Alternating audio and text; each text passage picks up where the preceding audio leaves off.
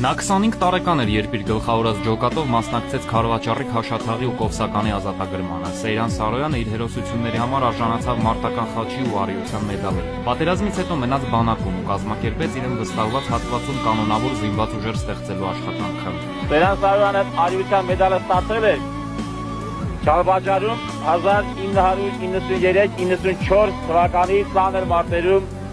առիություն հերոսություն ցուցաբերելու համար։ Սկզբում գնդի, հետո բրիգադի, վերջում էլ կորպուսների հրամանատար Սեյրան Սարոյանը 32 տարեկանում ստացավ գեներալի կոչում։ Երկար տարիներ ծառայեց որպես Քարվաճառի պաշտպան։ Այն ժամանակ, երբ որ առաջ անգամ եկանք Վարդենից, այսպես նստած չէինք հանգիստ։ Ժողովուրդը չէր իմանում ինչ անել։ Այս ժողովրդի ուժն էր, որ